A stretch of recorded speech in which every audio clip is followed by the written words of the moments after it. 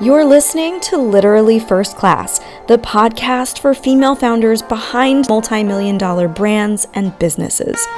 I'm your host, Carrie Ford, creative director turned 3-time award-winning coach, real estate investor, mom, and the one-on-one private advisor for multi-7- and 8-figure firms. If you're ready to make your next million, expand your impact, and lead with even more confidence, you're in the right place. Let's take your life and business first class. Welcome to the Literally First Class podcast. And I'm so excited because, as you guys know, I never have guests on the show, but today we're hosting a pop-up party and I have a very special guest with us here today. And that guest is Kelly Roach, who's actually one of my amazing mentors. So Kelly, welcome to the show. Thank you for having me. I'm so excited to be here. Yeah. And we actually just got to hang out in Miami. We have a mutual friend. So that was really a fun surprise to run into each other there. Yeah. But Kelly, I would love for you to share who you are and what you do for anybody that might be new to your world. Yeah, absolutely. Well, I am a wife and mom. I've been with my husband for 18 years. I have a 10-year-old daughter, Madison. I am a person of faith, and I have basically dedicated my career, my vocation to helping people to make their business dreams come true. So really the vocation and calling of my life is helping people to build wildly successful businesses without compromising the things in their lives that really, truly matter most, which are faith and family. And so, I built my first company, coaching and consulting, took it over 8 figures. We were on the Inc. 5000 list a couple of times. We've gotten to do a lot of the fun things out in the world. And that's been really exciting. And then went on to build several other companies. And now I manage a portfolio of companies, but really everything that we do in some way, shape, or form is focused on just one thing, which is helping people to grow. And whether they are growing personally, professionally, in the way that they build and grow their company, we just want to be a part of shifting society forward by empowering people to use the vehicle of entrepreneurship to make their dreams come true. Yeah. And that brings me to what I would love to talk about with you today, which is business growth strategies, right? And how to ascend beyond that $2 million mark where people can get stuck and they're rebuilding their team. Like what got them there doesn't get them beyond. And really like the traps that you see entrepreneurs fall into at every really important juncture of growth. So I'd love to cover that, like bottleneck, in success, where you typically see that, where they limit their revenue, and maybe even sabotage, which is sort of where we overlap because you're definitely more strategy heavy in the mindset and we're doing the healing work, but sabotage to their next level. Like even when things are going really well, people do that. So absolutely. Something you do really well inside your programs, because I'm a client, I'm inside the Empire Builders program, is really training business entrepreneurs to be like an athlete, putting in the reps, right? Doing things through systems. But I'm curious, where do you see those systems start to break down, around that $2 million mark and beyond? Mm-hmm. Well, I mean, if you think about it, up through about 1.5 and even brushing up on 2 million, you can largely drive the business by working harder. Mm-hmm. And once you get to 2 million and beyond, you really can't. You will literally make yourself physically ill if you attempt to drive business growth beyond 2 million through your own efforts versus through unlocking the power and the magic of other people. And the biggest trap that becomes the diversion that people keep reverting back to safety is in building a team, because in building a team, you are dealing with humans. And that means you're going to suffer and you're going to have pain and you're going to have heartache and you're going to have betrayal and you're going to have a lot of invested time and money that you don't get a return on.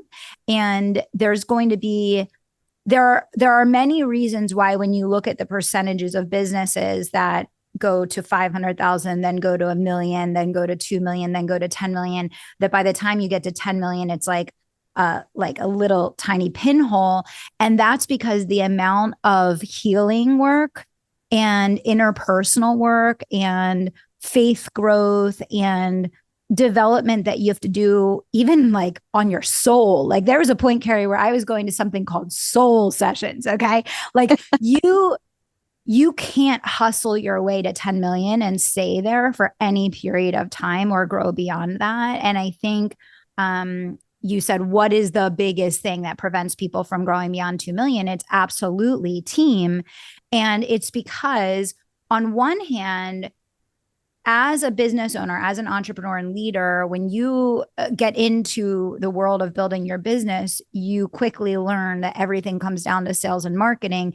And you basically spend your whole life learning how to do sales and marketing just to finally realize that you learned how to do sales and marketing. And now you need other people to do sales and marketing. And you're like, yeah, learning how to do sales and marketing. And now I have to figure out how to get someone else to do sales and marketing. Right. So it's understanding that arc of now building that new set of skills, people development, career progression, really mentorship inside your company, compensation plans, metrics, KPIs, leading people, all of those things.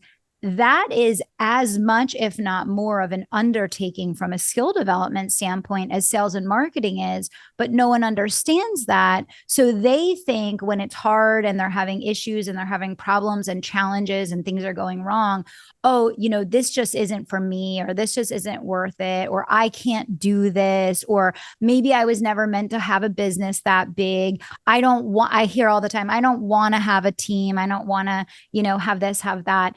And it's really like, to me, I look at things through a much broader lens. Like I look at everything through the lens of like, God had a plan for us, for our lives, and gave us the skill and the gift and the talent that he gave us because it was purposeful and intentional. It's like less than 1 in a billion, more than 1 in a billion chance that any of us were even born. And so when I look at that, you can't let the fact that something is hard or that someone disappointed you be the thing that stands in the way of you fulfilling your purpose for being on the planet. Doesn't that sound silly when we zoom out to that, level? Yeah. So I'll just pause there for a second. That's a great God metric. And I couldn't agree more in that, a lot of like, of course you can't. No, you don't want a business that you are trying to scale on your own. Like who would want that? And to have this calling on your heart and this purpose that you were born to do, how could God not give you the resources to help multiply your mission? And so team does that. And you're right. I'm a deep believer that you have to be in the trenches, know all the departments, so to speak, know all the things before you then delegate it out so that you understand your leadership style, how you want to be supported, what works for you and your brand voice, your personal brand in the online space. And that you can duplicate that with then the growth mentality, the incentives, the pouring back into your team that have to grow with you. And that's a really challenging thing. I'm curious if I can ask you about, this just like astounded me because I feel like so many people are building businesses with a like sunk cost fallacy. So if they do the investing, and I do think there's a level of initiation in investing first, right? 100%. The B do have. I totally agree with that. However, how do you make sure that you don't get that debt creep and that, you keep putting money out in the efforts of, and then it doesn't ever come back to you and you just keep getting more buried and you're in debt because you're debt free, which is amazing. Yeah. I built the company to 8 figures debt free. And that's not to say I never used a credit card. Okay. Sure. Of course I did. I paid it off every single month. Like I just kept paying it off. Right. We don't carry large sums of debt with us. That doesn't mean we never leverage to make investments because that would be stupid. Right. But to answer your question, that is accountability and responsibility, and it's good stewardship. Right. It's irresponsible to make an investment and then assume that anyone other than you is responsible for yielding a return on that investment. And that's a big thing that I have seen in the online space where people are like, I invested in this and it didn't work. And I invested in that and it didn't work. And this and this and this. It's not outside of you. I'm an investor too. I've invested in all sorts of things. Some have worked out really well and I use and they're great and they're amazing. And others, not my cup of tea, didn't think it was the bee's knees, whatever, but I get something out of everything. If I'm going to spend the money, I'm going to get the return. That doesn't mean that I'm going to go all in embracing something that I invest in that I don't necessarily feel like is a good investment. But it's just like a job. Every job that you ever do in your entire life provides immense value in terms of what you can learn and who you can become as a result of having that job. Does it mean that every job that you have is your dream job that you're going to make your whole personality and your whole persona build around? No. And the same goes with investments, Carrie, right? So I hear this from people. I'll use ads. Ads are the perfect example. And I've been going crazy talking about this. If I had $1 for every day that I see an entrepreneur say or post that they're throwing money down the drain with ads aren't working anymore, it's a waste to run ads, all of these things. No, that's not true. But you have to be a responsible steward of what happens after that lead is generated. And the vast majority of entrepreneurs, Carrie, are not responsible for what happens after the lead is generated. Your Facebook ads company cannot take responsibility for what happens after they provide you with the lead. That has to happen inside of your company. And so that's what I mean about stewardship and responsibility and using investments well. Like, you know, you can do a live launch, for example, and you could use $10,000 on a credit card to invest in that launch. But if you're a good steward of those leads and you actually do the work to cultivate those leads within, you know, a very short window of time, faster than the stock market, faster than real estate, faster than, you know, any other investment, you can get a 5 to 10x return on that investment. Not only pay back what you invested in that, but also put money in the bank for savings and putting money back into the business to reinvest. So I really do think it comes back to accountability and responsibility. And I think that's why we've been able to build a company and an organization debt-free and keep doing what we're doing and keep growing and rising, even though like it's been a very challenging world, because we don't look outside of ourselves to say, oh, we invested with this company, they didn't get us a return. We take responsibility internally for getting a return on the things that we're investing in. And if we can't figure out how to, you know, make an investment, bring us a positive return, then we cut it, you know, but that's on our shoulders. That's not on anyone else's shoulders outside of us, right? Yeah, we see so much victimhood and entitlement, really, with people thinking it's going to be easy and, you know, like I'm going to manifest millions. And I mean, like meditation and manifestation play like such a tiny part in understanding like the law of attraction and energetics behind things. But if you're not willing to roll up your sleeves and get in the trenches and do the work, like you're not going to have a business. You just won't. Like 1,000%. And I think it comes back, you know, you were asking earlier about like that $2 to $10 million stretch. And, you know, I think that one, there's, because of everything that you just said, people's perception of manifestation, energetics, positive thinking, all those things, which I love all of that, by the way. Like there's no thing that's like the one thing, right? Like everything kind of has its place or whatever. But, you know, when it comes to team and when it comes to building and scaling, a lot of people kind of use the excuse, well, like if it was meant to be, like it would be happening. If it was aligned, I wouldn't feel uncomfortable. If it was aligned, it would be happening. And I always say, you know, the higher the calling, the harder the path. Just because you're meant to do this great work in the world and you have this big calling or vision on your life doesn't mean it's going to be easy. In fact, it's probably going to be much, much, much harder. And I think that a lot of times people confuse and they're confused because there's so much confusion with what is being shared every single day. You know, I think people are confused that when they start building a bigger company and they get out of their competence zone and into their incompetence zone, which is great. It's okay. It's part of the journey. People just have so much shame and guilt and fear and embarrassment around getting out of their depths in terms of what they know how to do, that they pull back to protect themselves and they play small because they think they're going to have more peace. And the thing is like, yeah, maybe you'll have more peace not having a team supporting you or a larger team supporting you because you don't have to deal with those issues, but your soul will be crumbling and you will feel so disillusioned in your life because you know you're not fulfilling your purpose. So it's like it's a choose your hard kind of thing.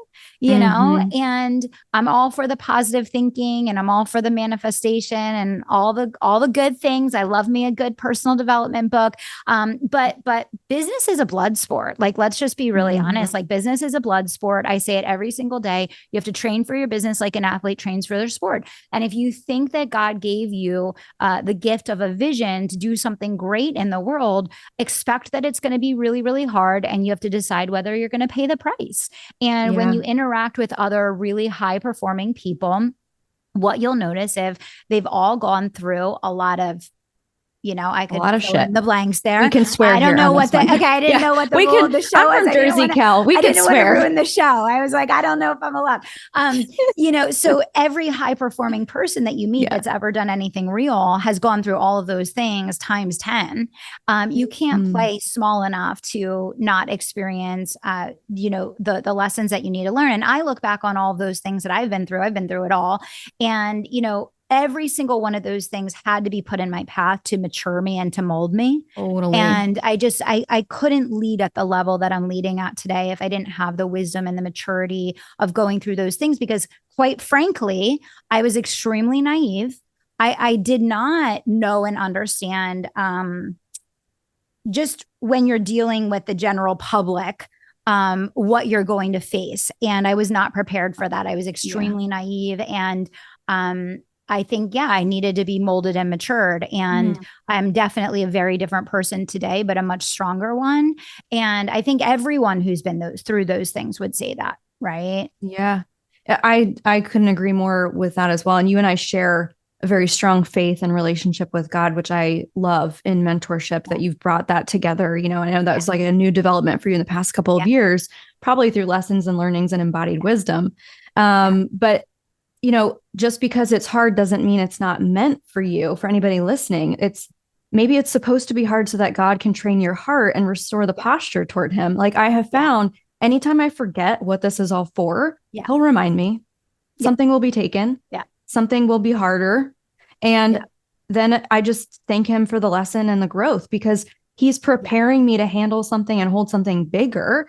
And to your point, like you wouldn't be able to hold the place that you're at now with the team you have now, with the volume of clients at the level you have, had you not gone through all those other initiations. But most people, they fall off and they don't say yes to the initiation because they just think it's pain for pain's sake. And it's like, no, this is an invitation to Yeah. your Yeah. greatness. No, it truly is. And I think people don't realize that, how much expanding your capacity impacts your life outside of work. So for me, like I went through a really, really hard period for like multiple years. I was in a lawsuit with, I won't say the Mm, name, a company that uses the yeah. word entrepreneur. We'll see if anyone can guess what that is. Unreal. So they basically tried to destroy my life. They sued me personally and my business, went after my clients, my team. I mean, it was hell on earth for 2 years straight.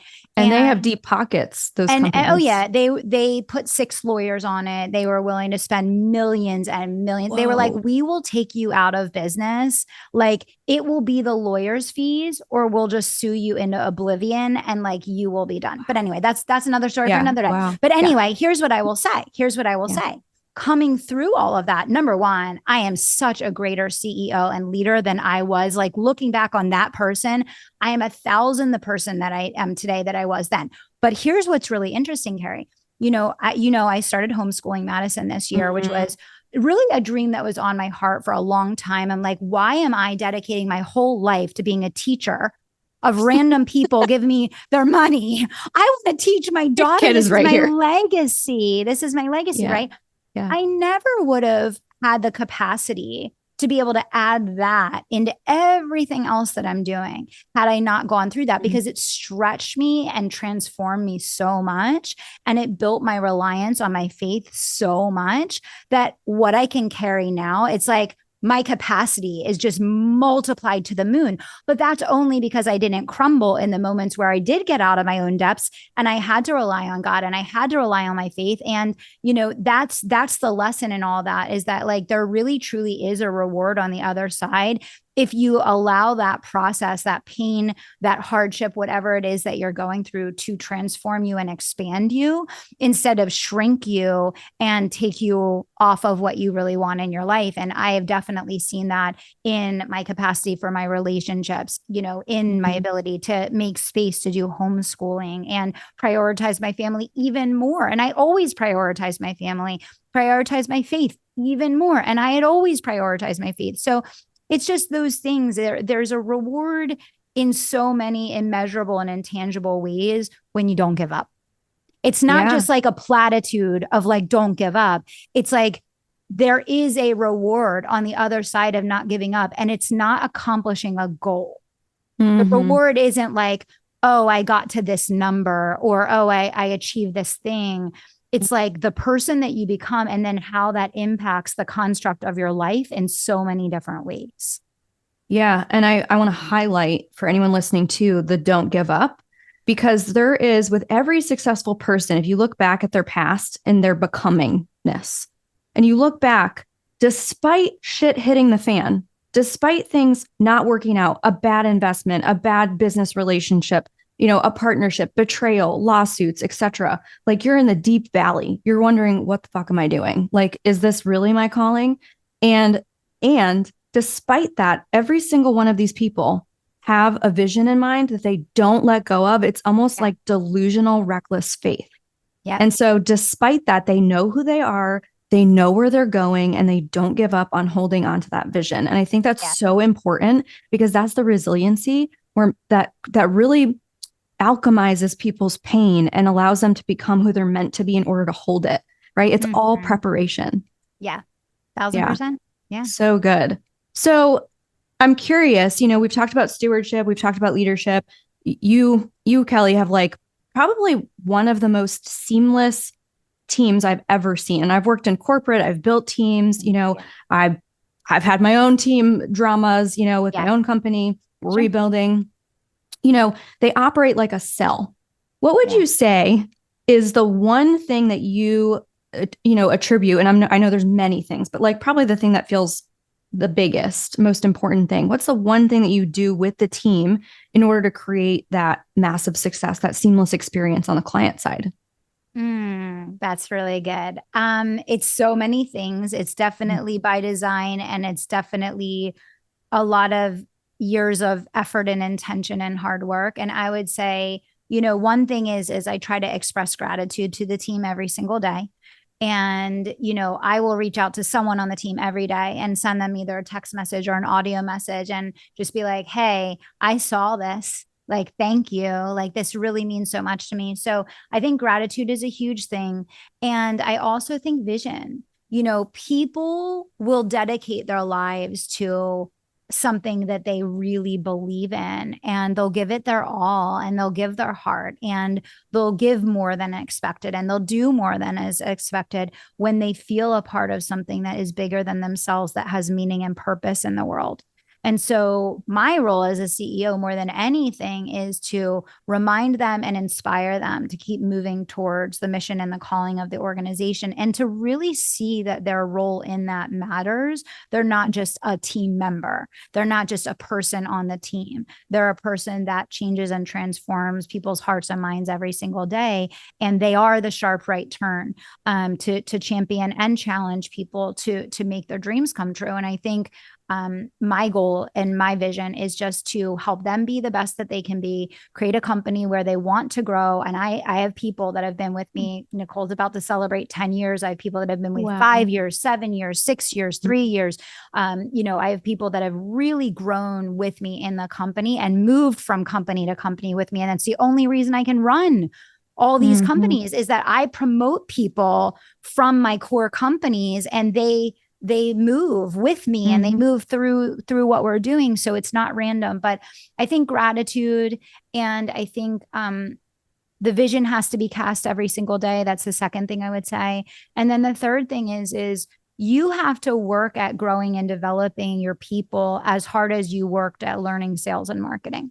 Like, for me, it's one of my core responsibilities. That's why I fly people in to do mentorship with me every single month. I literally pay people.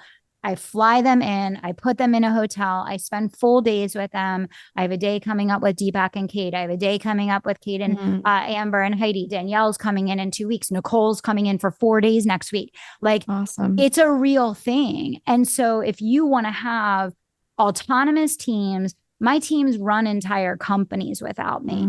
And that didn't happen quickly overnight. That wasn't an easy button. That wasn't like, oh, go hire someone. Like, I love people are like, oh, just go hire someone to run that department for you. No. And no. And number one, and number two, good luck, because it'll probably take you 3 to 4 hires to even find someone that you would even want to let run that department. And then another 2 to 3 years of working with that person to even be close to a place where they're going to be able to do that. That's another podcast for another day. But yeah, we have a series coming up. The series coming up, Carrie. Gratitude, casting vision, and investing in them. And that is how you're going to build a dream team that goes out in the world and really role models what you know your organization is capable of being. Yeah, because your team really is autonomous. Like us as clients, we have relationships with everyone on your team. Yeah. And we can go to them with anything. Yeah. And there's no like, oh, but can you ask Kelly? And can you run it by Kelly? It's like, no. They're owning fully their role, and they are an expert in their role. And also they're very plugged into the integrational fabric of the company and the values and everything. So it's a one and the same. It's, it's a fabric, right? It's seamless. Do you know, like at this point, like 10 minutes into an interview, like a red flag, you're like, yeah, no, not a fit? Or do you have somebody screen for you now before you have to do that? I do the 3rd round interview now. So, they've been through a lot before they come to me. But what's really interesting is like people behave really differently with different people. So there have been people that have come to me for a 3rd round interview that the team's like, let's go, let's hire them. Kelly, you're going to love them. They're selling me on them. They're like, they're the one. And I get them and I'm like, no, like this is what came up 3 minutes in. And it's simply because I asked a different question than they asked, and people share different things. And this is, I talk about this in the Bigger Than You audiobook. And I say, even if you don't have someone else on your team to interview, have someone else that you trust interview, because you will hear different things, you will get different things. And especially when someone thinks they have the job, they're going to start acting differently and sharing different things than they would have. And that's when you're going to start to see. Now, I always say, and I'm like, listen, I've hired hundreds of people, right? And I came from staffing and recruiting before I even went into, what I do now. So this is literally what I did. You don't know a person until they go through a stress test. You do not know a person. It does not matter ultimately what someone says in an interview. All that matters is when shit hits the fan and everything's going wrong and you need them to pivot on a dime and you need to handle shit and get stuff done. Who are they? And this is why I wiped clean the team we had. Yeah. Right. Because it just, stress reveals true character. Because stress reveals. And the thing is, and the thing is, and this is why I always tell people, hire when things are hard. I always tell people this. All the people that I hired, if you look at all my long-term employees, Carrie, all of my long-term best people I hired before I went through all that stuff with like the lawsuit and that's why they're all like 5 years plus. The people that I hired in the window where it was like, oh, they came on when everything was like soaring high and money was flying and it was just insane. And then it got hard. All those people are gone. Totally. But all the people that helped build it and all the people that were there for like the grind and the lift and that were really invested in the brand, they're all still here. And we're hiring again now because we know like 2025 is going to be a heavy lift. This is a great time to build your team because you're not going to have that entitlement of people that came in a 2019, a 2020, 2021, right? When the money was flowing because the government was just injecting cash everywhere. Okay. So there's a reason for everyone listening. There's a reason why people that you hired during that time, you're now having to like reshuffle your entire team. Welcome to the club. You and everyone else, because the people that you hired during that period are just not going to work like this. And that's not going to work. That's not going to work. Totally. There is definitely a certain lack of almost work ethic and entitlement, I think is a great word, which is I mean, heavy is the head that wears the crown, right? Like Yeah. when you're in the seat of generating business, running the vision, building the team, and you're responsible for maintaining all those salaries and the high overhead, not to mention if you throw live events and all the other things, that's a lot of pressure. And like no one ultimately is going to treat it like your business. Oh, But yeah. yeah, but Yeah. yeah, I think there's a level of entitlement that occurs with people that come in when it's easy. So that That's makes it. so Yeah. much sense. But what I'll say to everyone, and I mean, Carrie, Yeah. you have worked with a lot of members of my team, and you know Yeah. this is not like a one-off unicorn. There are Mhm. many people out there, and I have 20 of them plus Mhm. that they are willing to go above and beyond. They do work incredibly hard. They are invested in the brand. They are willing to do the lift. So I don't want anyone to be discouraged and think that they're not out there. They absolutely are. But there is a learning curve for you as a leader. And Mhm. there's also a timing thing of when you bring people in and where the company is when you bring them in. And it's really interesting because we bring a lot of people into legacy leaders, my higher level mastermind, where they're maybe in like 3.5 to 5 million. And it's almost like clockwork that they brought them in, things were one way. Now they're trying to go from that 3.5 or that 5 to 10, and the people just aren't willing to do what it takes to get there, and they Mm. have to retool the team. And so I think it's just understanding that, sometimes you hire people for a season and a reason, and sometimes people will move from era to era with you. And you want to be the leader where people want to stay. You want to be the leader where people can grow with you, but you have to understand that's not always going to be the case. And especially if your company is going through a big transition or transformation, or like you're going through a big season change in terms of like what we had in 2024 with Mhm. the economy, you may need a different team to even be equipped to execute in that market than the team that you had going into that season. Oh, it's a wildly different market. Mm-hmm. Much more omnipresence Yep. required, touch points, Yep. nurturing, and Yep. building trust. For sure. So yeah, For sure. huge Yeah. difference. Um, so as we bring this in for a landing, I'm curious for anyone listening that is women tuning into the show are between 7 and 9 figures. They're female founders. Some of them are executives. What advice do you have for them? Because they really strive for excellence, but when you're trying to do it all Yep. and you're trying to be in all the places and do it all with excellence and really well, but you feel like you're wildly failing, what would you tell that woman? Mm. Well, the first important thing is to understand that even when you're, one of the top 1% performers, in the world at what you do, 99% of the time you're failing, and then 1% of the time you finally have the success from the 99% of the time that you're failing. So that will probably never change. And Yeah. the higher your standard is for your business and for your life, the more that you feel like you're failing all the time, right? So I think first of all, it's like set the table and understand what's what, right? So Yep. that's the first thing. The second thing is, make time for prayer before work every single day. I think the inclination of a high performer is to open your eyeballs and to dive in and just get shit done, right? Because that's what we do. Mm-hmm. We get shit done. Yeah. That is like literally who we are and what we do. The biggest change that I made for myself that created the most peace and the most capacity and the most calm and the most happiness is spending 20 minutes with the Bible in prayer, really giving my day to God before I start work every single day. And I do that every single day. And, we even changed this year, and we open our Zoom room before Miracle Hour for the team every day now for 15 minutes of prayer as well.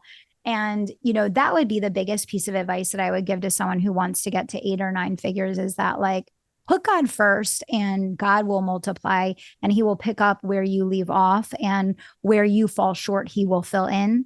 Mm-hmm. And I think that a big part of playing the game at a higher level is being able to retain inner peace and be able to execute with a sense of calm and certainty and confidence. And you don't have to have certainty and confidence in yourself, but you need to have certainty and confidence that like God's got your back. And I say this to my team all the time. I said, to the team yesterday, I said, it's going to be good, or it's going to be good, because God's got our back all the time. Yeah. So So good. it's a different way of living your life, and it will allow you to be a different kind of person in leading your business. And Mm-hmm. I think those two perspectives can really help women that want to, get above that, threshold where most never get to. And most are not being told, go pray. Yeah. Right. Right. So that is my advice to everyone. Go pray, trust the process. And one more thing, Carrie, I'll add, and this changed everything for me, is longer time horizons. So like for me right now, I set a goal of 7 to 10 years to get us to 100 million, 7 to 10 years. I don't feel a bit of stress about that. I do feel like we can accomplish that. It is a big undertaking, but we've 10x'd multiple times before. And so I'm working on a 7 to 10 year timeline, not trying to do something overnight. I'm making every decision with that long-term vision in mind. And I think one of the things that creates such panic and stress for entrepreneurs is we think everything has to be big, fast, overnight. And when God created you, he created you to live your calling from the moment that you recognize what it is until the day that you die. And so when I switched gears to really think about, and this is Kairos, moving from my time to God's time, Kairos, I stopped setting these ridiculous, insane, fast timelines for myself. And I really started thinking about my life through the lens of, this is a vocation and calling that I'm going to live the rest of my life. And it's going to take God the rest of my life to make me the person that he fully wants me to be. And so I don't need to stress myself out and put these false human timelines on what I'm doing, because it's going to take a while. And I got to be here for it. Right. Yeah. And so that's another thing that maybe will help someone that's listening today, is like, take that pressure off yourself and just trust that it's a lifelong journey in becoming. It's not an overnight one. Yeah, nobody does their best work with their back against the wall in survival mode. Your executive functions offline. You're not thinking clearly. You're a reactive leader. You're making decisions from stress. So they're probably not your highest level ones. It's not your best work. So that's it. Exactly. That's exactly it. And that's why I think, the work that you're doing is so important, Carrie, because this is an inside job. And, it's really interesting. I share this all the time. I know we're wrapping up, but, it's an inside job. And I share this all the time. I've done basically the same things, the same 10 things for 10 years, Carrie. So while everyone else is out there killing themselves, trying to learn the latest this and the latest that, and I need to do this and I need to do that, I've done the same things. I wrote a book about it, by the way. Like, I'm so conviction marketing literally is a book about this. That's another story for another day. But the work you're doing is very, very crucial, Carrie, because it is an inside job.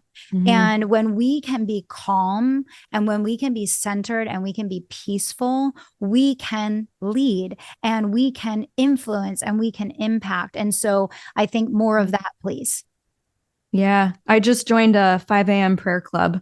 And starting my day with prayer totally sets me up for this different kind of energy that's sustainable and it feels infinite because it's from where it comes from is an infinite well. Yes. And you just are postured differently. And I don't mean, postured to those listening, that you're posturing, you've got it all together. I mean, your heart is turned in the right direction. Right. 100%. So then from where you serve is all amazing. That's it. And all divine. Yeah. That's it. Great. So this episode's actually going to drop on Tuesday. And so do you want to share a little bit about your podcast thing with our mutual friend Sandy that you're doing, or anything else like people can potentially link up with you and connect or invest in a program? Sure. Well, I would just say, I always say, listen to the podcast because it's free. I cover the gamut of scaling, spirituality, family, like all the things. So it's called The Kelly Roach Show. So come and check it out. And yes, Sandy and I are doing this incredible day of live podcasting, panels, speakers, networking, collaboration, relationship builders. It's for female founders. If you're someone that's running an established business or philanthropy or movement, you've done something incredible, which I know lots of our listeners here have. We'll put the link in the show notes below. We probably by Tuesday are only going to have just a few tickets left. So I would say if it's something that you're interested in, if you feel like your network is a little light at the moment and you'd like to have some better female friends and also expand just your network of colleagues and people that you can tap into and relationships, women that are already winning, they don't need anything from you. This is a good opportunity to to come and spend time, which I do not do lightly. Carrie, I think you know this. I do not attend industry events. I do not go to conferences. I do not like associate with people in this space very often. But Sandy's just a really great human, and we've pulled some really good people together.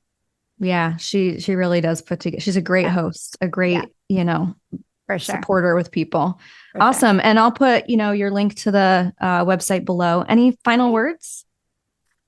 Just believe big, trust the process, play the long game, and run your own race. Amen. Thank you, Kelly. Thanks for having me. You're welcome.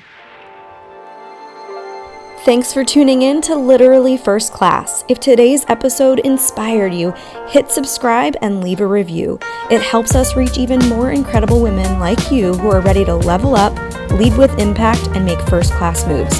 I'll see you in the next episode, but until then, keep dreaming big and taking bold action.